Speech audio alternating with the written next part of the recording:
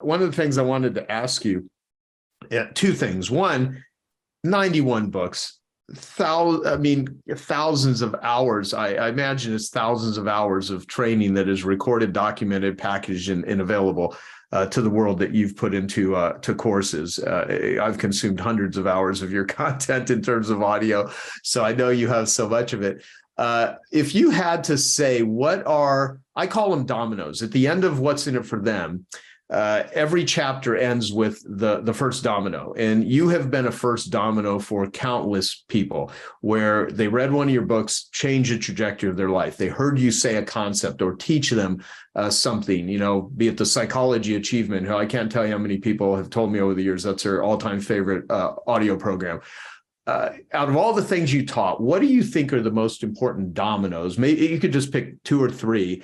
That's the first thing I want to ask you. And then I was going to ask you about what do you not talk about or haven't shared yet that are going to be in these upcoming 9 books. So I'd like to get the Brian Tracy dominoes that you think are the most important ones, and maybe some future ones that you haven't yet shared with the world. Well, I think of my books in terms of a single word. The book Psychology of Achievement is really the best that I've ever done. And according to my fans and friends, they say it's the best they've ever read, all over the world, and in 50 languages. And I get emails every day. You changed my life. You changed my life. You changed my life. And I started off as a poor guy. I came from a working family. I failed out of high school. So I didn't start off with any blessings or anything else. I didn't have a great childhood. And so I consider it to be really a reward. It's a wonderful thing to have a positive effect on people's lives. And so I'm trying to think of what are the ideas, and one word that I'm going to be focusing on, which is really closely related to your book, and it's contribution. I'm going to write a book, and it's going to be on contribution, and it's going to be on the effects that if you want to be successful, look for ways to contribute to others. Don't worry about what's in it for me. Just contribute to others, help other people, and do it first. You don't have to expect or negotiate a return. So that's a word, and responsibility is another word that can be a whole book. You could talk about all the different things and different ways that you can accept responsibility and practice it so that it helps other people. And so people say, well, I want to be successful. Everybody wants to be rich and successful. Then what you do is you constantly look for ways to contribute to other people, and with regard to negativity and negative thinking, accept responsibility. Say, I am responsible. I'm responsible for everything that happens to me or doesn't happen to me is up to me. And nobody's going to do it for me because I am responsible. And so I think of a single concept, almost like a hard nut, and then all the different ways that you could apply it in your life, which makes it so simple and so easy to apply, and there's no cost to it, and you don't ask for any money. And where do I get these from? The same as you, is people have told you that when they heard this from you or read it from you, that it changed their life, it changed their thinking. They always thought accidentally that they should be doing it this way, and then they learned that no, that's not efficacious. It doesn't help them, and so they follow your advice and they do something different. Earl Nightingale, one of my favorite concepts from Earl's Lead the Field, was the whole idea of service. And he talks about service comes from the Greek, the Italian servus, which is from serving, from service. So therefore, what you do is you constantly look for ways to serve other people and serve them better and serve them faster and serve them earlier and serve them sooner, and keep asking them, what do they need from me more than anything else? And that's that's summarized in the title of this book. And you know, just by looking at the title, that this is going to be a good ride, as they say in the West. It's going to give them ideas that they can use to really improve their lives. And go ahead. Sorry. Yeah, constantly look for ways to give, look for ways to put in. What can I do for you? I remember when I was young and struggling and coming up, and I was working for, I call him the big boss. When he died, unfortunately, he was worth $750 million. And he started off a small family. He became a doctor, then he became a surgeon. And he worked his way up, and he found he had a flair for business. And so he was well paid as a doctor. And then he continually invested his income in other things. And he became one of the fourth richest man in Canada. And he was a doctor. I called him the doc. People called him the doc. And he was a great man. He was just a great man, very quiet, very humble, just a good man. And so I think, well, what a wonderful reputation for a person to have. And there's never a person in his life who said anything but good things about him. And I still, to this day, so in the back of your mind, you think, what would the doc do? What would the doc say? I remember one thing he said to me several times, because he would use me sort of like a falcon, would toss the bird out to go after the game. He would give me a project. People would bring him projects starting with hundreds of thousands, going up to many, many millions of dollars. And he would say, Brian, check this out for me and see if it's something that we want to get involved with. And one of the things he told me, which I keep reminding myself of, is that it's easy to get into something. It's much harder to get out. Yeah, so true. Time to do your thinking is before you get committed too deeply. And I teach that to other people. But the other thing I do is I practice this with my children. My children, of course, my staff. Here's an interesting thing. People always say to me when they come to my office, the first thing they notice is laughter.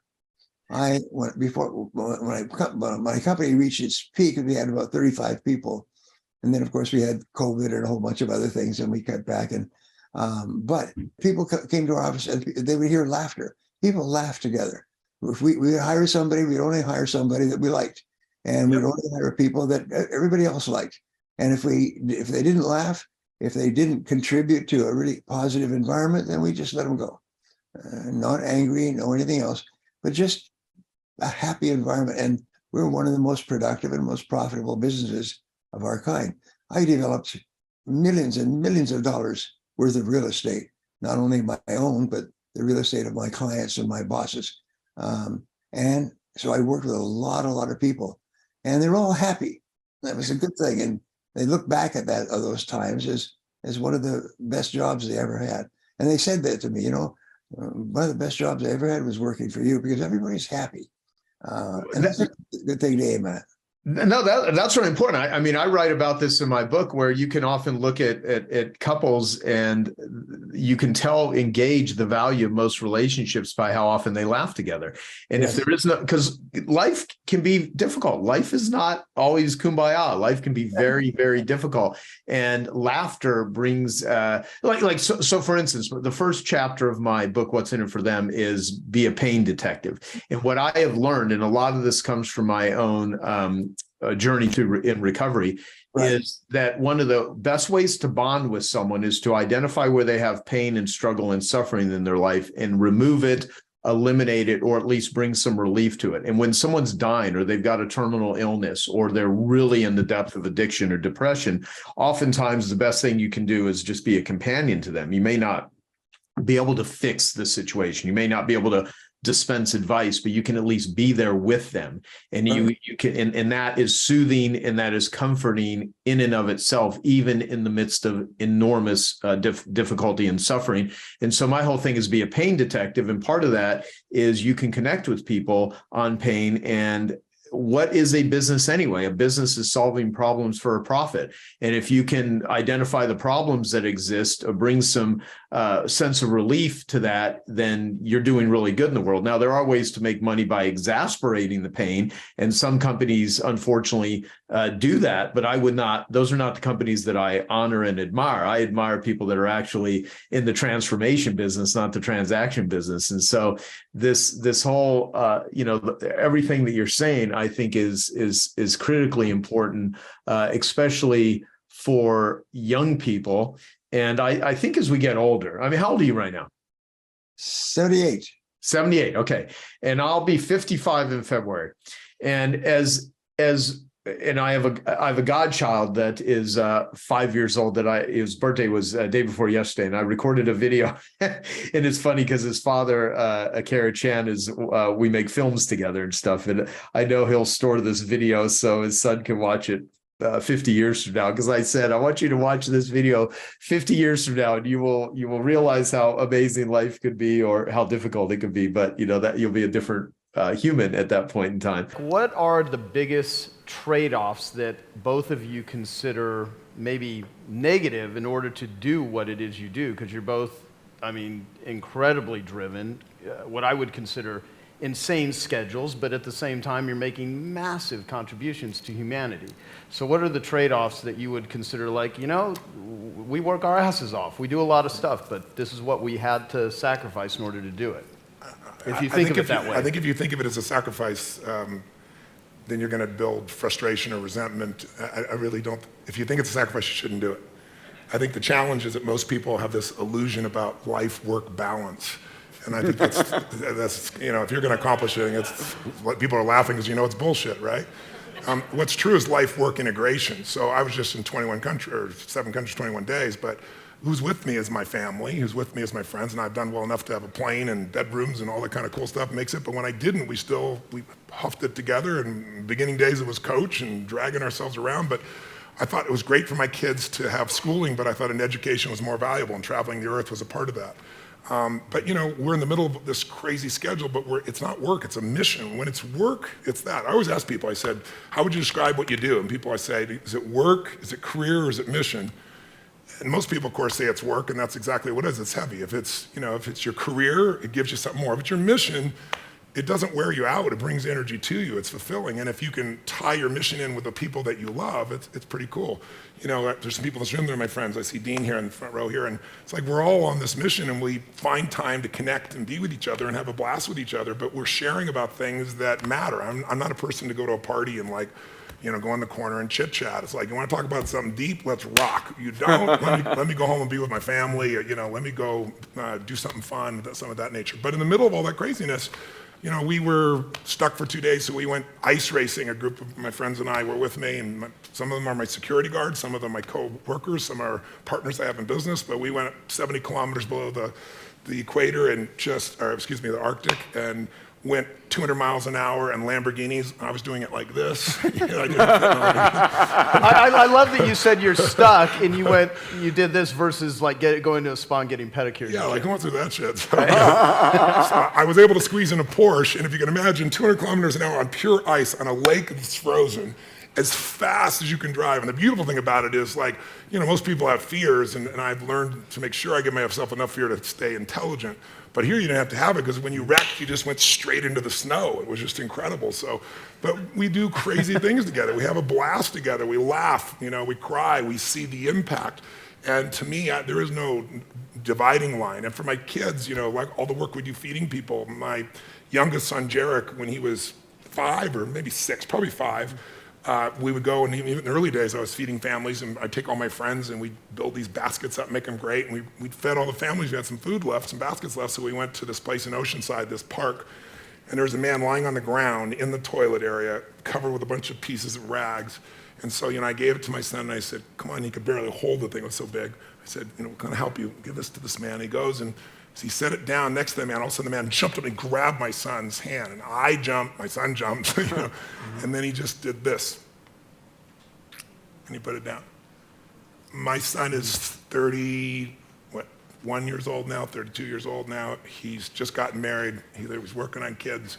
His entire life is about contribution. He's got a heart this big. He works his ass off, but he does it in a way that's so fulfilling. And his wife travels with them, and they have this great life, and he doesn't have to pick between work and mission, and he's not burnt out, and he's probably been to 100 countries, and I'm proud as hell of him. It's just like, if you can combine your mission with your family, combine your mission with some of your friends, then you're going to accomplish 1,000,000 times more. But if you think it's a sacrifice, don't do it, because then all you're doing is you're going to have resentment later on or frustration later on, and then you really aren't contributing, because you're trading off, you're not giving. No. Great.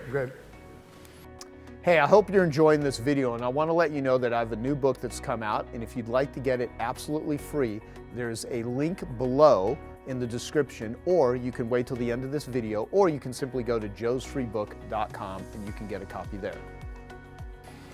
Yeah, ditto. I think I'm a 9-year-old kid. Those of you who know me know I'm a 9-year-old child in my body, pinching myself every day that I get to do the shit that I get to do. It is extraordinary. I would not want to be doing anything else. I mean, there's hard work, and it's like I'm push myself more than anybody else, but I love it. I love it. I love it. I cannot imagine doing anything else. And that's the challenge, right? The question is, a lot of people are doing something to get to something else. And that's just wrong. And it's a matter of don't do it because your parents told you, because you heard it on an infomercial, because whatever. Do what is your highest calling in life and love it. And so I don't work at all. I really don't work. And the shit that's work, Dan has told me to get rid of it. And so I get rid of it. So what do you find or see are the commonalities of people who achieve greatness? I mean, you've studied so much. Sure. Just trusting in your vision when the world calls you crazy. So Elon Musk, after PayPal, he made his money. He could have cashed out and lived in the Caribbean. What did he do? He started 2 companies that he admitted in an interview at Stanford Business School had a less than 50% chance of success. SpaceX, with the vision of colonizing Mars over the next 100 years, as you know, and Tesla. Yep. So literally, you've got to, number one, believe in yourself when the world calls you ridiculous, because otherwise you're not leading, you're following. And that applies to not only Elon Musk, but the baker and the taxi driver and the startup entrepreneur and the manager. Number 2, you've got to surround yourself with the right people. I mean, you do become your conversations. If you're the smartest person on your street, maybe it's time to find a new street. If you are the fastest person in your neighborhood, maybe it's time to find a new neighborhood. Right. If you are the most loving person in your social circle, maybe today's the day to find a new social circle. Okay, so find the right people. That's great advice, by the way. Yeah, number 3, the bigger the dream, the more important your team. You just can't do it alone. You can't have an A-level company with C-level performers. Right. A 4th thing, I mean, there's so many things. The 4th thing is you want to get your inner world right, because you can't inspire your team and your customers in the marketplace if your well is empty. Mm-hmm. What else? I wish you would not have to struggle for just recalling content here. Yeah, no. Another thing is you want to commit to mastery. So this is a gorgeous opportunity. Forget the economy. I think the economy is going to fall apart pretty quickly. And we've seen last week what happened. And I think we're going to get into a very messy, long period where the global economy will fall apart. But that really doesn't matter, because what I'm inviting your listeners and your viewers to do is to be so good at what you do, to paraphrase Steve Martin's words, that you create your own personal economy. Right. Because the marketplace always pays for mastery. So the best in world, BIW, say, in a world where most people resign themselves to mediocrity in their work, you go into hotels or taxi drivers or whatever it is, it's like so many people are at average. They're card-carrying members of the cult of mediocrity. So it's a gorgeous opportunity to say, I'm going to play at mastery and be so good at what I do that when people witness me working at what I do, tears come to their eyes, like tears come to your eyes if you go to the Sistine Chapel and see Michelangelo's work. A few other things. You want to get your routines right. What made the great athletes? Not their natural talents, that the right routines. Right. So you've got to nail your habits, and the best in world leaders, they really have great habits. So many of them, 5 a.m. club. So many of them, they go to the learning every quarter. So many of them have masterminds. So many of them are into personal development. They'll never tell you about it, but they're into personal development. So many of them are runners or into fitness. I mean, that is a game changer. You want to get fit like a professional athlete, watch what happens every other period of your life. Final thing I'd say, that the great leaders, they're cause-driven.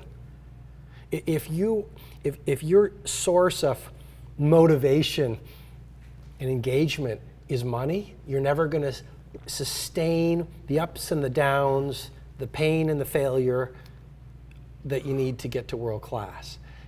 You have to find a cause that touches you at a heart level or an emotional level, so you start living for a cause bigger than yourself. And that's not some platitude or romantic. You look at, Steve Jobs, he didn't care about money.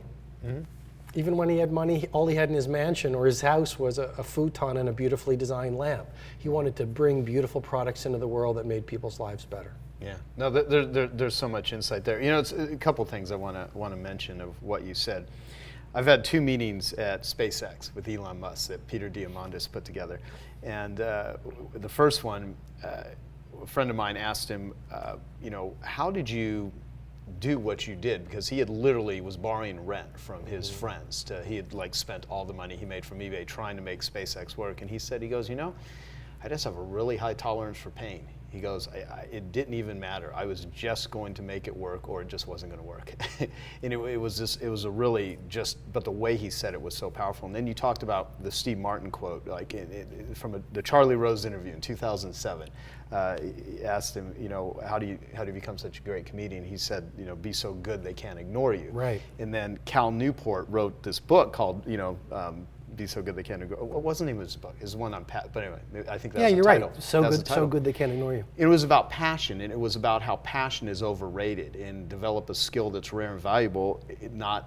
So many people, if you pursue passion, it's about what can the world bring to you. Find your passions and make your life about your passion, versus if you focus on skills, you're looking at what can you bring to the world. So his whole premise is that passion sounds great in a seminar, but it's really not how most successful people, achieve what they achieve. And I've heard both sides. I mean, I'm friends with people that are all about passion, and other people it's made me rethink it. What are your thoughts on that? I mean, what are your thoughts on find your passion and pursue it? Because a lot of people, they're not anywhere near finding where they fit or where they're in a flow state. And so how do you look at that? Well, I agree with you. Both are important. So I think acumen and talent without passion is a hollow victory. You've got to have passion. Let's go to the science, emotional contagion. Social scientists are realizing that we feel like the people who populate our life most often. Husbands and wives were studies. If the wife or husband was depressed, over time, the husband or wife, the other partner, became depressed. So if you're around energy vampires and people who are depressed and miserable, you will pick up their emotions, and that will be your emotional default over time. That's pretty powerful. Right. So passion is incredibly important, because underneath it is actually love.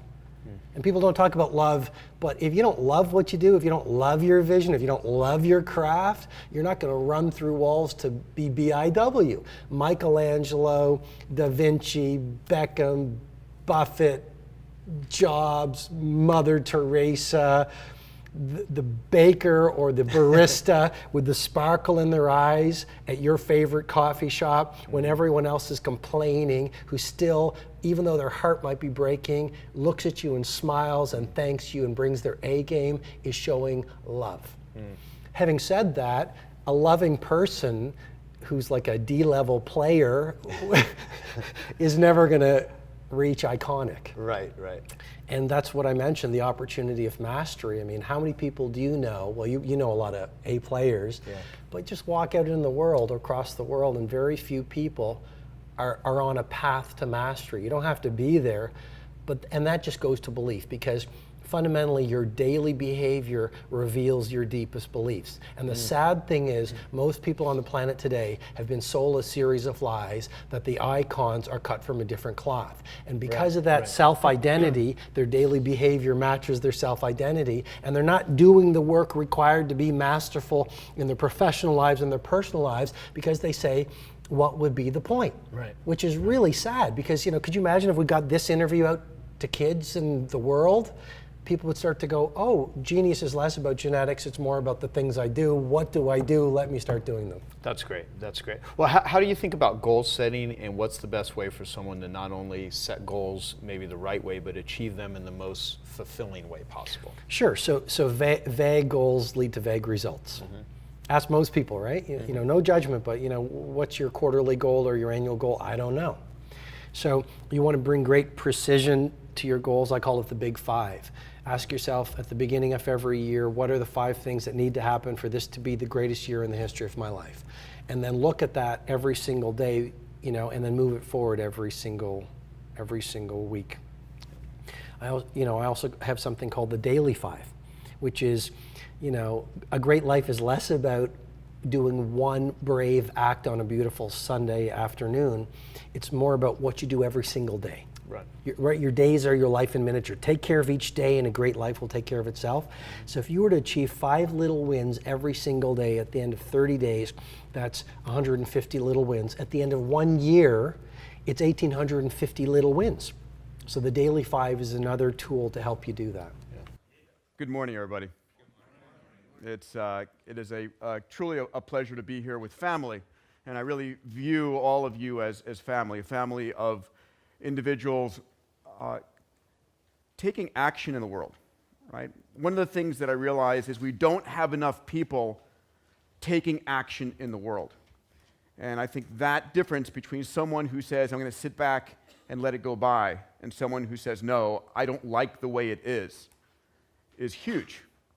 We're now living in a time where the ability we have to actually stop complaining about problems and solving problems is extraordinary.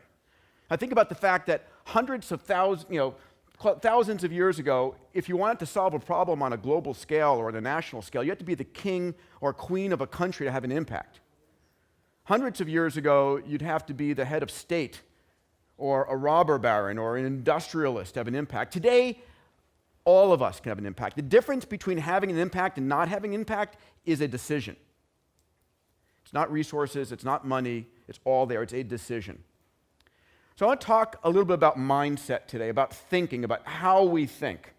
Because ultimately it's the most critical thing. What distinguishes us as humans from every other animal, what distinguishes one human from another is how we think.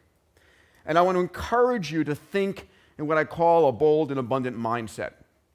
Because how you think matters, and it changes everything in your business, in your life, everything. So I'm going to begin by a tribute to Joe, because my life changed extraordinarily when I met Joe. He's someone who is such an extraordinary giver. A man who is like, what can I do for you? What can I do for you? What can I do for you? Right? And you know Joe is to love Joe, and Joe introduced me to Dan Sullivan and Babs, which was a great gift as well, who's become a new mentor and friend. So I wrote this book, Abundance. It was great.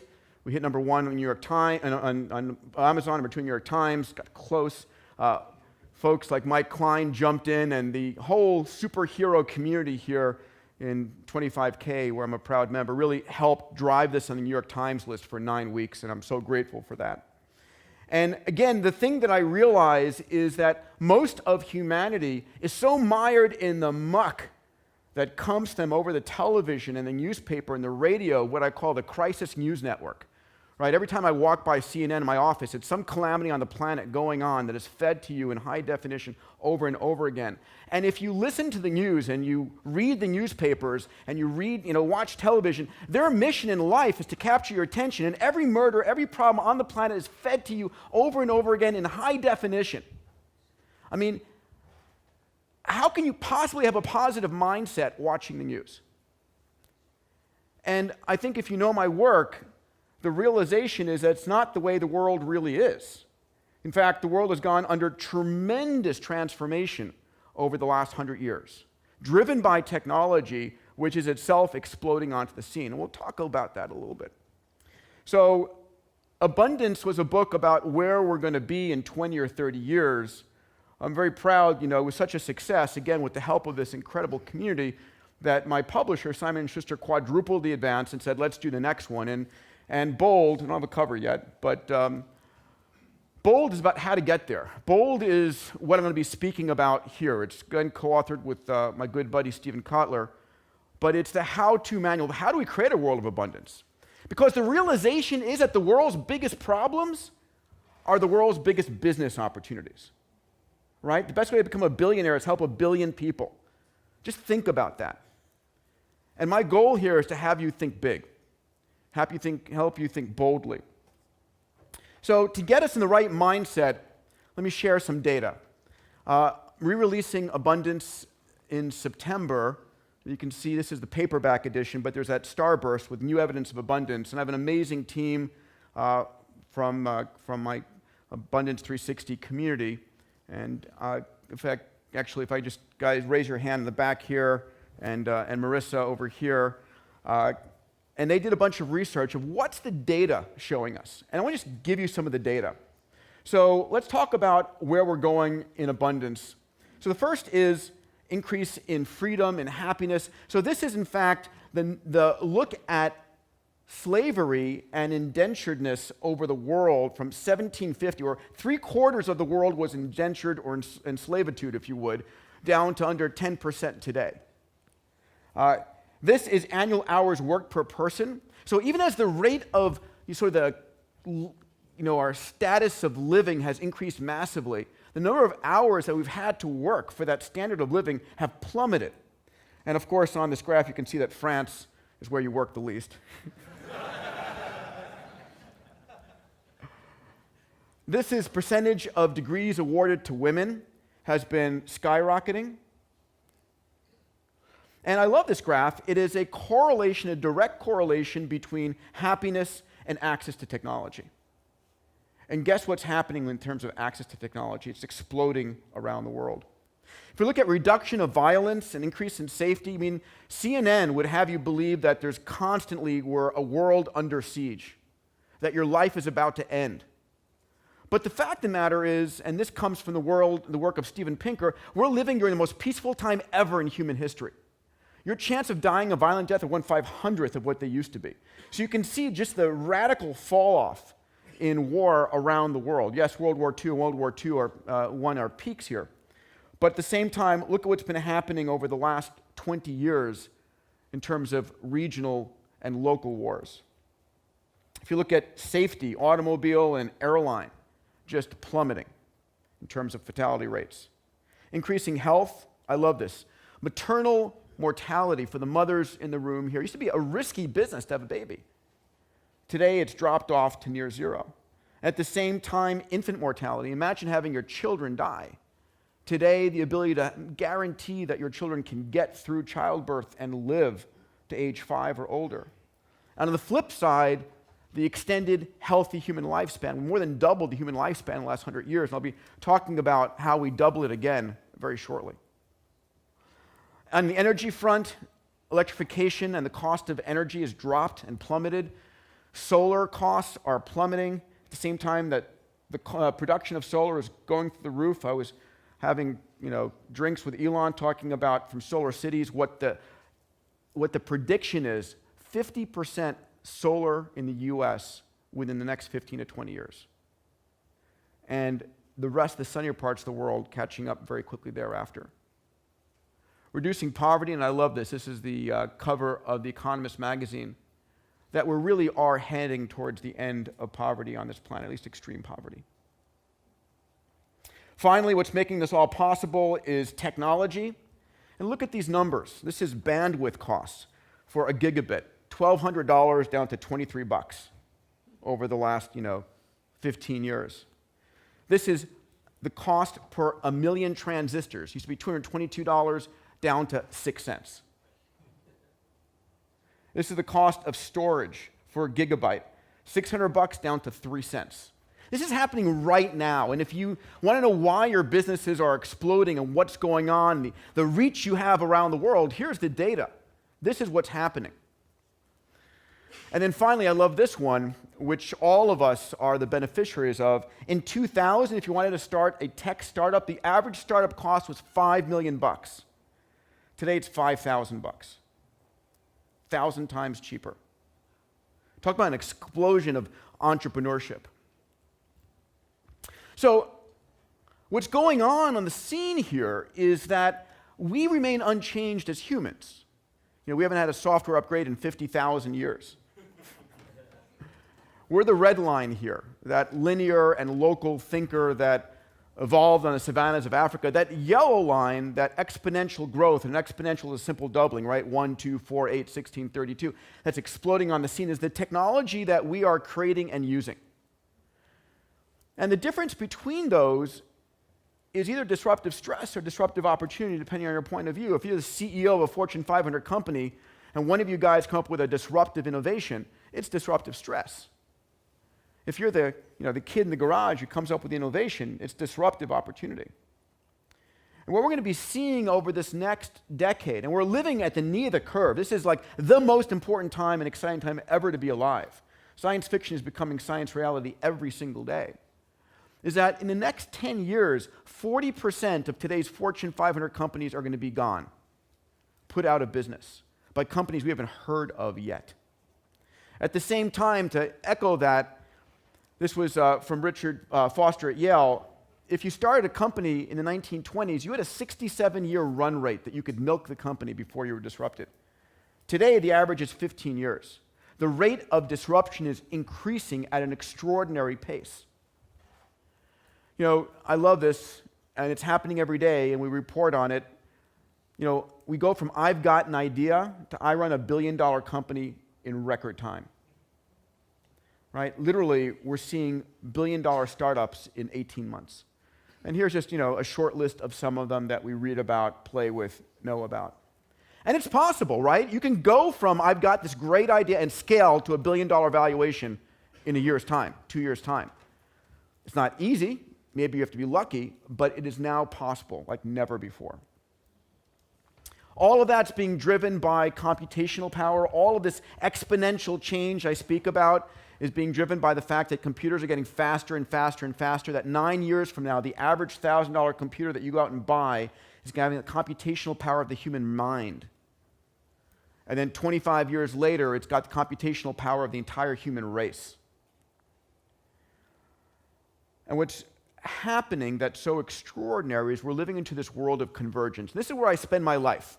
I spend my life running the X Prize, Singularity University, Abundance 360, looking at and feeling the pulse of this convergence, where all of these faster and faster computers are driving a slew of different technologies.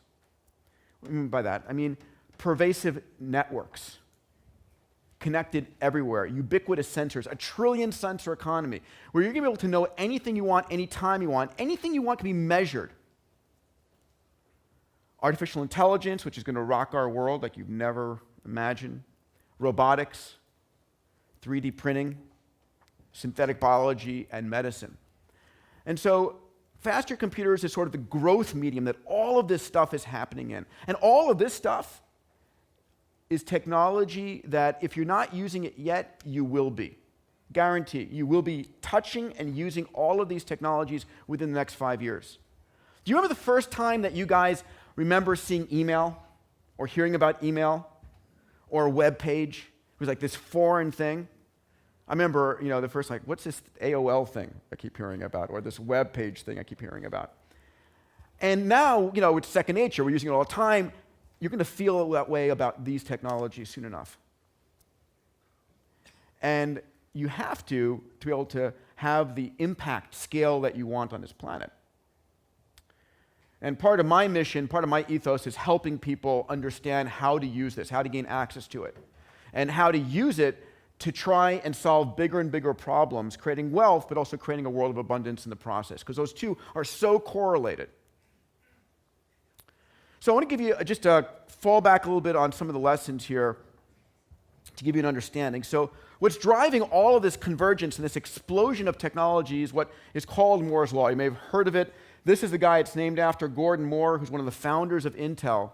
And while he was at Intel, he noticed that the number of integrated circuits he could put on a chip was doubling every 12 to 24 months. And so he wrote this paper in 1965 after just 7 years of seeing these doublings, predicting this was going to continue. And in this paper, he said the IC chip price performance doubles every 18 to 24 months and is expected to for the near future. And that projection is held true for 50 years. And every time we hit a boundary condition of, you know, what kind of particular manufacturing processes, we break through that boundary condition. So what does that look like? So this is the first integrated circuit ever built. In 1958, it's got 2 transistors on it. You can see it there, those like rectangular things, and they're interconnected, so it's an IC. In 1971, Intel put out its first commercial product. It had 2,300 transistors, about $1 per transistor, 740 kilohertz frequency. And then a couple years ago, here's the NVIDIA GPU, graphical processor unit that's 7.1 billion transistors at 0.00000001. And that's what's driving all this. The fact that you have so much capability so cheaply that empowers so many different technologies. So it's a 100 billion-fold improvement since 1971. Pretty extraordinary. And we're seeing this, and I just want to point out, we don't notice it. We take it for granted. And that's extraordinary. I want you to take a second with me to notice this. Let me give an example. Here's the first digital camera ever. 1976, Steve Sesson comes up with it inside Kodak, brings it into the boardroom of Kodak and says, here it is, the future of Kodak. And of course, Kodak ignores it because they don't realize what business they're truly in. They think they're in the paper and chemicals business, while they're really in the memory business, in the photography business. And so today, the digital camera, right, is not 0.01 megapixels, it's 10 megapixels. It's $10. It's 1,000 times better resolution, 1,000 times cheaper, 1,000 times, a billion-fold improvement. And because Kodak missed it, they went bankrupt. But here's the point. This is where it is today. If you expect it's going to stay here and don't project where it's going to be, you're missing the point. Where's it going to be when 10 years from now it's 1,000 times better than this? In 20 years, 1,000,000 times better. In 30 years, 1,000,000,000 times better. I mean, it's going to be insectized, right? It's going to be in our clothing. It's going to be floating through the air in micro drones. It's going to be everywhere. And as a marketer, you're going to be able to ask a question, how many people in Manhattan at 5th and Madison are wearing blue shirts right now? And know that answer.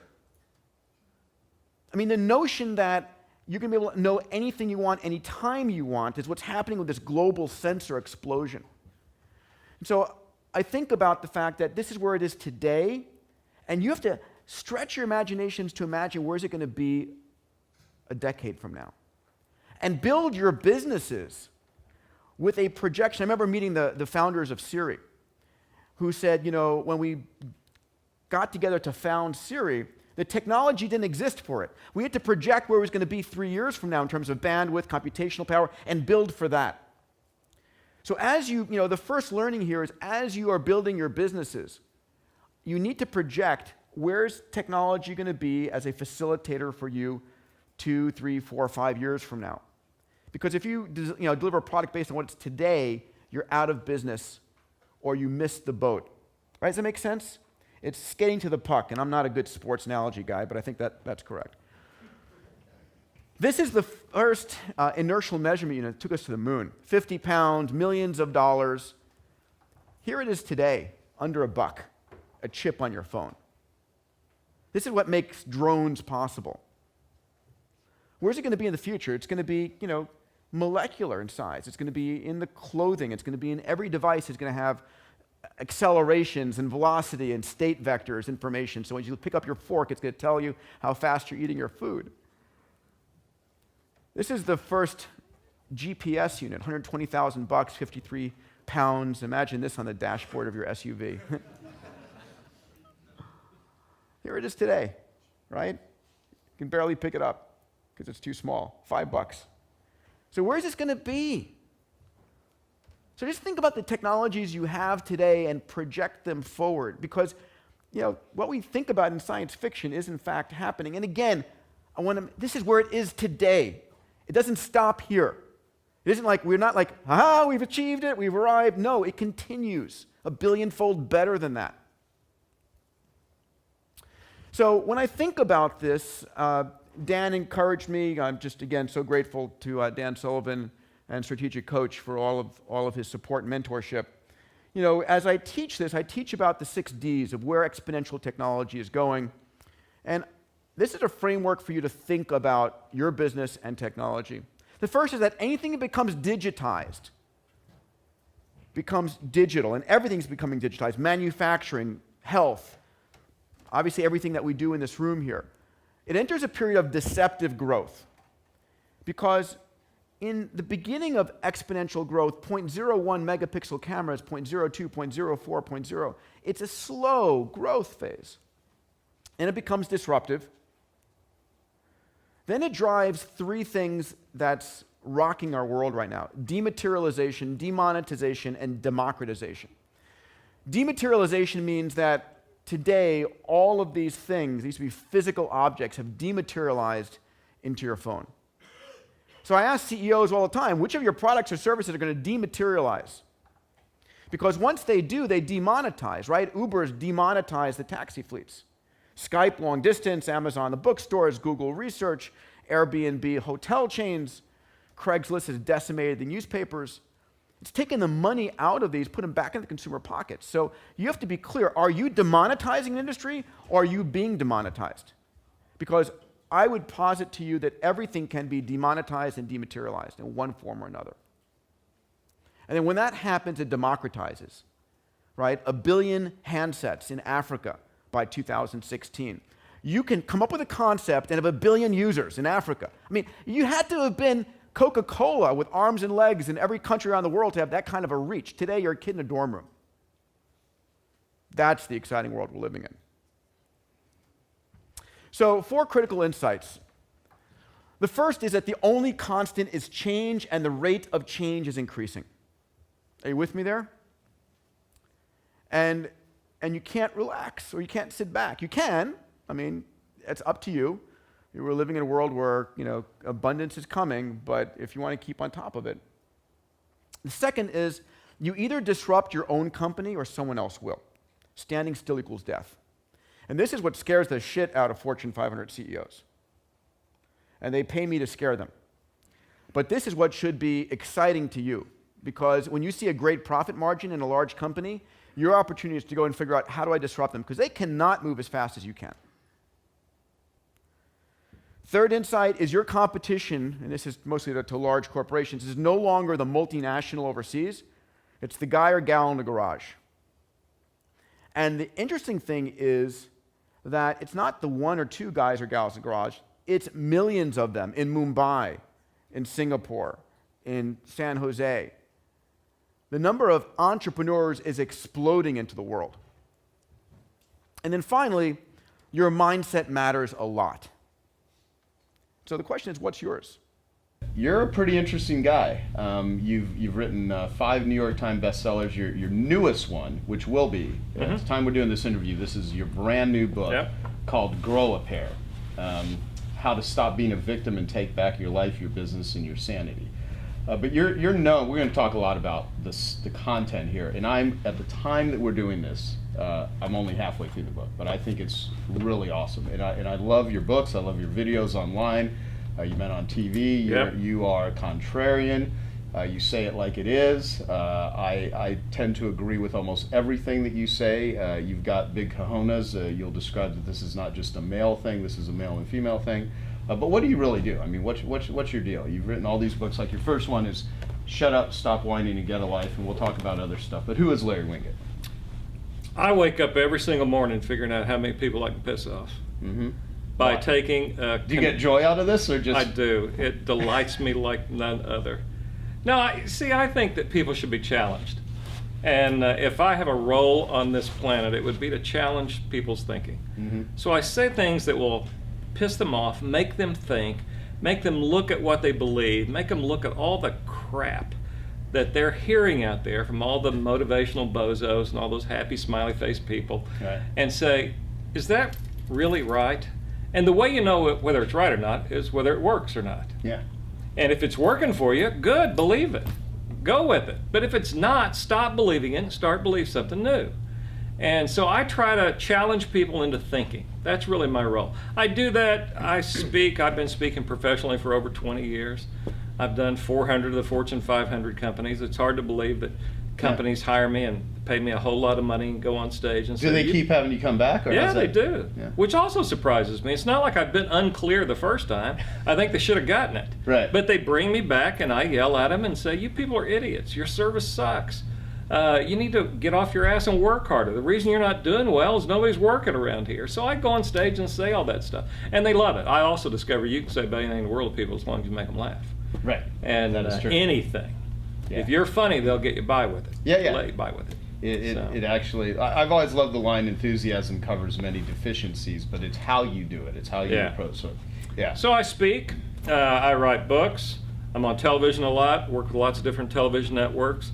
Talk about some of that, because some people, you know, a lot of Yeah. times when I'll be out with you, so like, where have I seen this guy before? But they can't pin where they saw. Well, I'm it. easy to spot in a crowd. First of all. Well, of course. I mean, You know, I wear the shirts you and the sort of boots look like and- this all the time. We're going to talk about your Yeah. attire too. Yeah, 'Cause do you like my get up here? I mean, it's very safe. You know, it's very, Very very safe. safe. well, I brought some props. I was going to see if you wanted to. You know, it's brand new too. Look at this. I could tell it still Yeah. has the tags We'll- on it. we'll You get might that. want to keep that hidden. I've been on television. I had my own show on A&E for a few years called Big Spender, where I would go in and sort of interrupt people in the middle of their stupidity. You really had people who'd wrecked their lives financially, and I would go in and point that out to them. Really, it was a television show about an angry bald man yelling at stupid people until I made them cry like a baby. Right. And it was great TV. Did it change their lives though? No, but it changed a lot of people's lives who watched. Okay. I don't think people really change their lives that much during the show.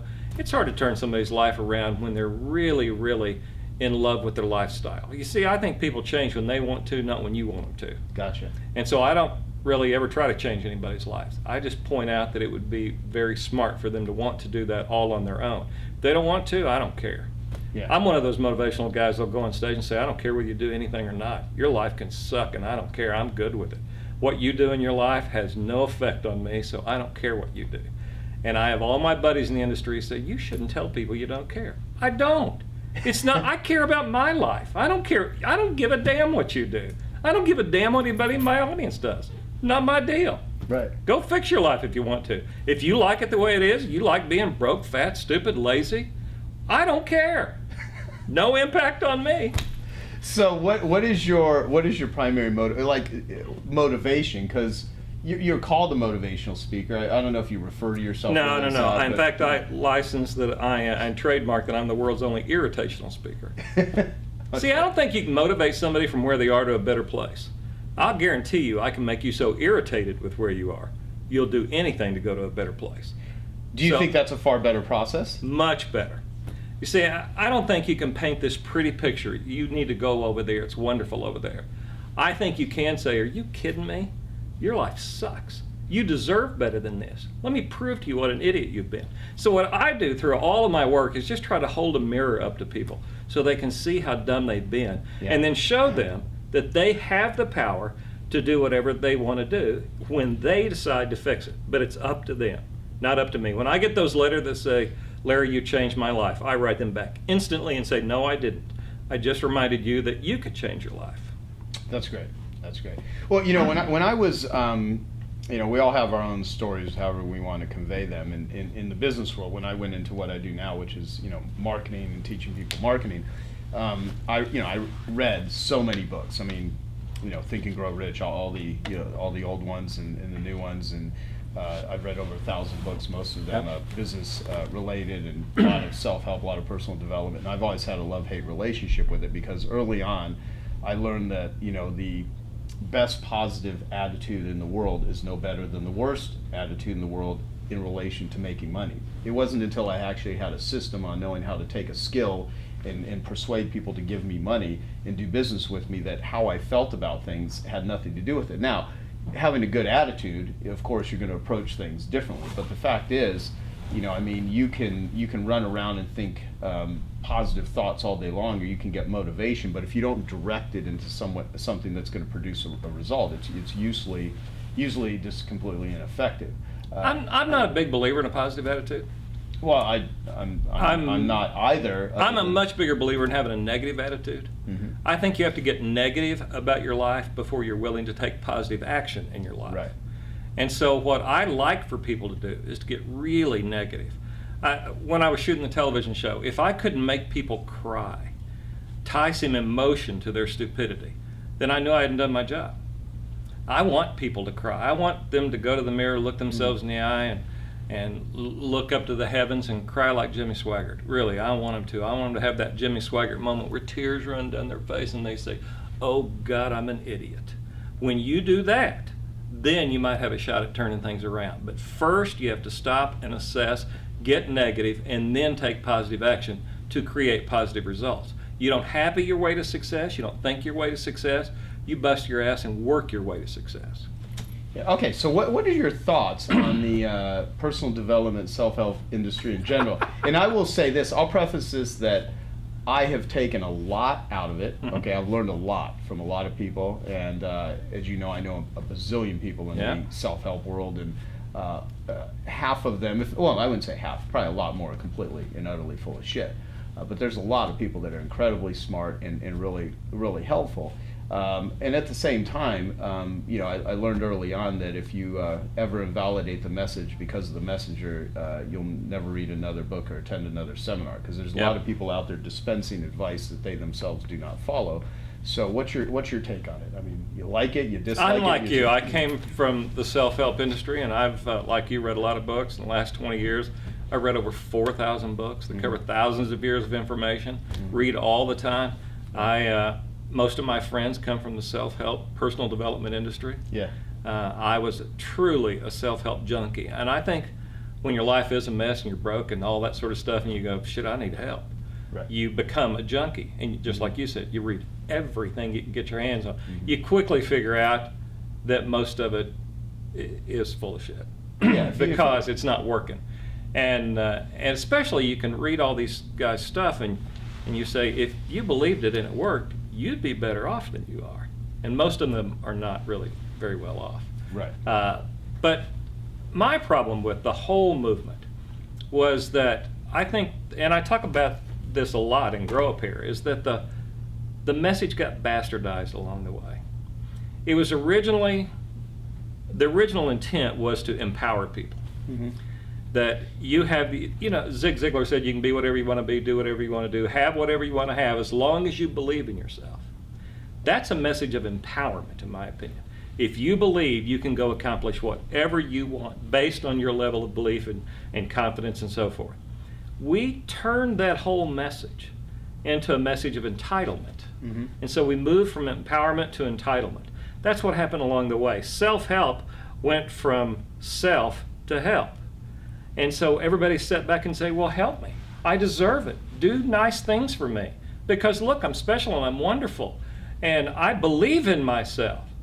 Instead, what they should have said was, I have the confidence in my own abilities to get off my ass and go make anything in the world I want to happen if I'm willing to work hard enough to make it happen.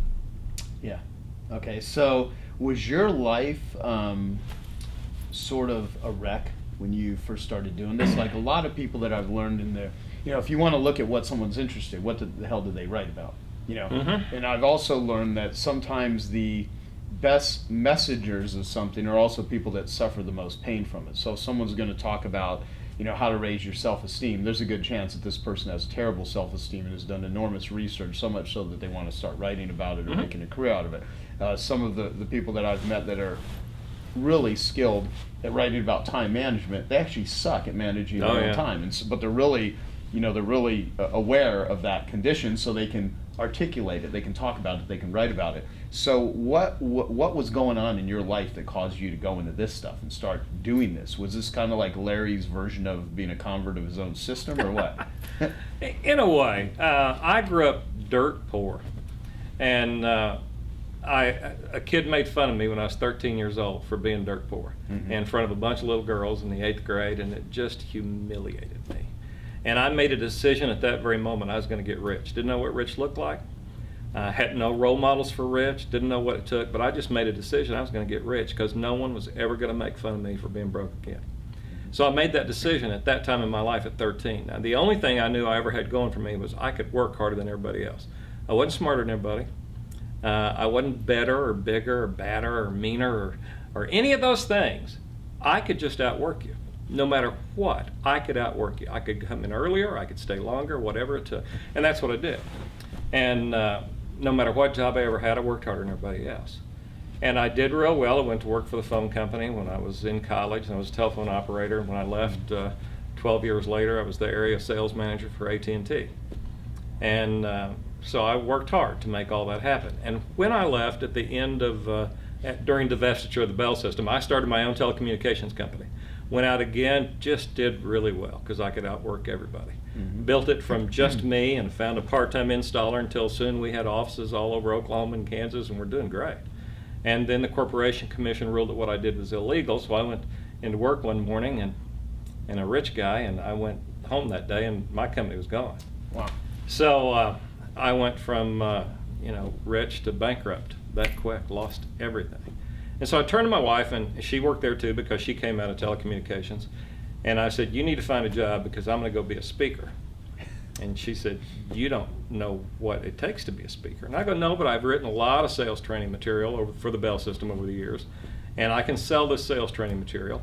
And besides, all I've ever wanted in my whole life was an audience. So I got the yellow pages out, and I started at the A's in the yellow pages in Tulsa, Oklahoma, and I called every company. And I said, do you have anybody that sells at your company? I didn't care what kind of company it was, a dry cleaners, whatever. They had one person, I wanted to train them. And I would teach them how to sell. And I started doing that and found out I was pretty good at it. And built a sales training company and was doing a lot of speaking around the topic of sales. Then I found out that they pay you more to make people laugh than they do to teach people how to sell. So, and people thought I was funny. Right. So Well, I started. you're somewhat funny. You are. Yeah, pay me enough, I get real funny. And so I started doing humorous talks, and I was sort of a motivational humorous guy. Did you have this whole getup? Did you wear No, I wore suits. I didn't have earrings or any of this stuff. I wore suits. I looked like you're supposed to in corporate America. And about 10 years into that, I was doing really well as in the motivational speaking, happy, feel-good crap that everybody talks about. And So you actually did do that in the beginning? oh, you bet. You bet. If Zig could say it, I could say it better. Really. And that's the way a lot of people get started. They're just out there saying what everybody else wants them to say, and everybody wants that message of make me feel good about myself and I'll be okay. They love that message. And it just flew in the face of everything I truly believed. I had a meltdown, a typical midlife crisis thing, and At what age? 45. Okay. Wow. And just everything fell apart for me. And I went to my wife and said, I don't like you anymore. I went to my manager and said, I don't like you anymore. And I hated my audiences, and I hated every word that came out of my mouth. Interesting. And I just threw it all away. I said, I'm getting in a car, and don't call me, I'll call you. So I drove from Oklahoma to Sedona, Arizona, and I got a big bottle of good scotch and a box of cigars and some good music and a stack of books, and I just sat. And I was watching TV one night. There's a lot of story here, but No, it's good. This is very interesting. I was watching TV one night, and I watched an interview with Dennis Miller, and they were talking to Miller about his career, and he said he used to go on stage like all other comedians. Comedians go on stage to endear themselves to the audience so the audience will like them. Because if the audience likes you, the audience will laugh at you. He said the problem was I realized I'm not very endearing, so I gave it up. And when I gave it up, that's when my career really took off. And when I heard him say that, just this light went off in my head, changed my life that quick. And I said, I'm not very endearing either. I think I'm going to give it up. And I did. And I called my wife and said, we'll be okay if you'll still have me. And I called my manager and I said, the business will be okay, but it's going to be different. I don't know how it's going to be different, but it's going to be different. Mm-hmm. And I just decided that I would never be inauthentic again. I threw away the suits. When I was a little bitty boy, I used to watch Porter Wagner with my grandma on Saturday afternoons, and Porter Wagner was the original king of bling. I said, if I ever get rich, I'm going to dress like Porter Wagner. And I realized it was, so I did. So I started dressing like Porter Wagner, and I put my earrings back in because I used to take them off before I went on stage. And so you always had this. You just were. Yeah. You're basically wearing a costume. Yeah. Yeah, this is the real Larry. The other stuff was a costume. Yeah. So I went on stage the next time, a couple of weeks later, and a guy heckled me. And I turned on him and said, you need to shut up, stop whining, and get a life.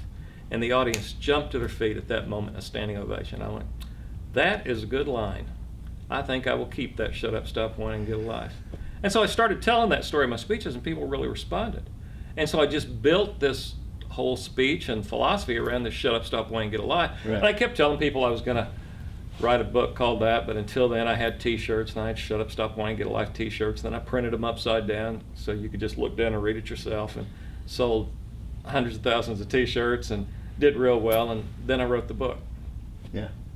And I had self-published 25 books, but a buddy of mine said, you could get this one published. And I said, I don't care. I got a big audience buying self-published back of the room. He said, yeah, but they'll be in bookstores. And I said, that is appealing to me. My ego got in the way. And so I sold Shut Up, Stop Whining, Get a Life, this book, for just damn near no money. And the first week it came out, it went to #1 on the bestseller list. Yep. And when it went to #1 on the bestseller list, that's when the agents all started calling saying, who the hell are you? I said, in your world, I'm not a big deal. In my world, I am a big deal. And that's when they signed and they started getting me more books and all that stuff. And that's when A&E happened to be looking for a host for a TV show. I had a #1 bestseller with a sort of a different cover and a contrarian view. And so they looked at me and hired me, and there you go. Yep, that's it. So going back to when you were watching Dennis Miller, Yep. you were obviously ready to hear that sort of message because Yep. you were just in a totally fucked up state. Yeah. Or, pissed So off. to answer your whatever. question, yeah, my life was a mess. Does it usually have to get there? I mean, you always hear the thing Yeah, I about think it hitting does. bottom. The problem is we allow people to sort of hit the bottom And in stay way there. too comfortable a way. And then while they're at the bottom, the whole self-help movement again will meet them there and help them wallow in it. And so we don't want you to be too painful down there, so we'll come down there and hug you. And we'll hold hands and sing Kumbaya, and it'll all be okay. And I think that's exactly the wrong thing to do for people. I think you should say, you hit the bottom for a reason. What were those reasons? And no matter what they come up with, it comes down to you made bad decisions. This is your fault. I can sum up everything I do in one sentence. Life's your own damn fault. Your thoughts, your words, your actions created the life you're living. If it's a great life, you caused that.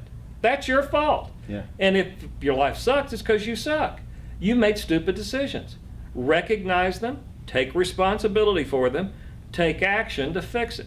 And so I want failure to hurt. We don't allow it to hurt enough in our society. We're too quick to bail people out.